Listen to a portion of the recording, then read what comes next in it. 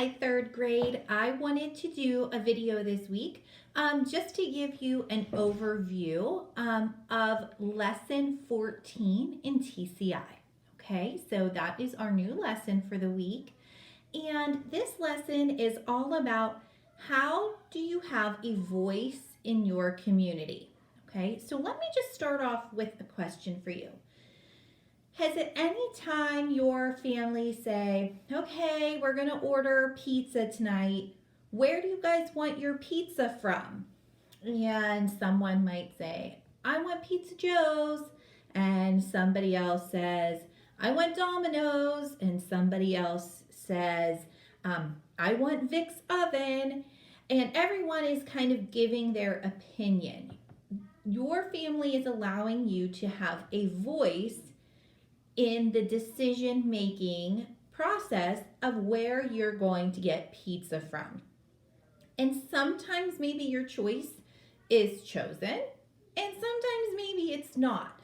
But that's okay, okay? But you still had the choice or the opportunity to voice where you would want pizza from. Okay, does that make sense? So that's your way of having a voice in your family, getting to decide or help pick what you have for dinner or where you order from for dinner.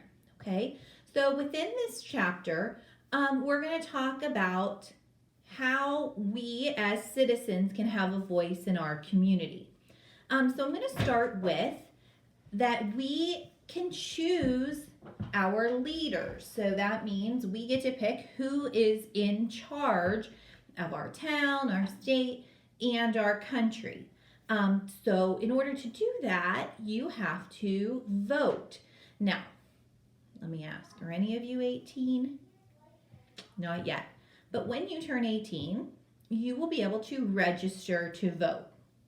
And possibly you have gone to vote with your parents. I know I typically go before school and my kids come with me, so they kind of get to see what it's like inside of a place that we go to vote. And then I get a little sticker that says I voted.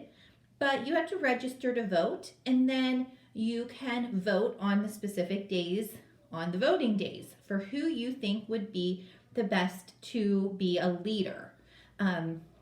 So with that being said, like I said, you have to be 18 years old and you get to register to vote, and then you can go and vote for the leaders in your community.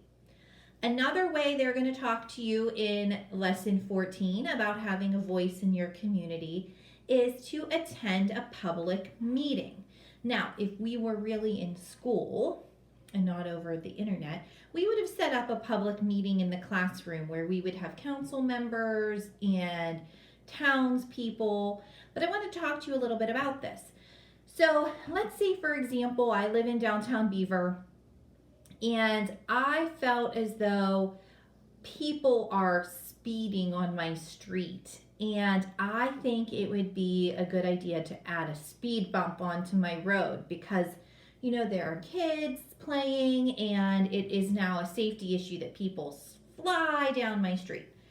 So I might attend a council meeting to voice my concern, to let them know, okay, this is the street that I live on and I'm noticing cars are speeding. Is it a possibility to add a speed bump in? And I would bring this up. I would bring up my concerns at a public meeting to have my voice heard.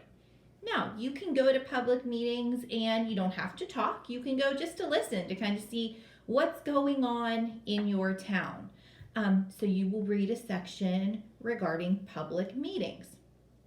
There's also a section in lesson 14 that talks about peaceful demonstrations. And a demonstration is kind of like a march where people come together to show how they feel about a certain issue or a certain topic.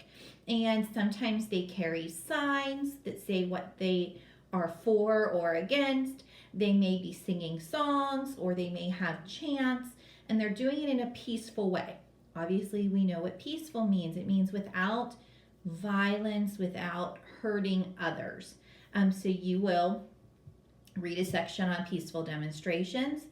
And the last way I'm going to talk about that you can have a voice in your community is to support a candidate. So, a candidate is somebody that is running for a political office. So, maybe you really like what this person is all about. You agree with what they're thinking. So, a way that you could support them is maybe you would put one of their signs in your yard so it gets the word out, or you could volunteer and knock on doors to say, hey, this guy or this gal is a pretty great candidate, here's why, I hope we have your support. So obviously some of these things you have to wait until you're a little bit older to do, but it's super important that you understand this process. Okay, as always, if you have any questions about the assignments for the week, you know how to get in touch with me. You can email me, you can send me a message on Schoology, and I'm happy to get back to you as soon as I can. I really hope you guys are enjoying social studies. And with that being said, last week I started putting up just those Are We There Yet videos. Those are completely optional. You do not have to watch them. There will be no questions or a test or anything on it. But I know my kids and I really enjoy watching them, and it's a good way to really see the continents that we learned about up close and personal. Some cool landmarks, different festivals, markets, animals, things that go along with those. And I think it's just a great way to extend our social studies knowledge a little bit. So if you have time and you'd like to watch those, I will continue to post them. If not, that's okay too. I just wanted to put something else out there for you to watch. I missed you guys so much. I hope you're all doing well. Like I said, if you have any questions, please don't hesitate to contact me. I'm happy to help any way that I can. Bye, third grade.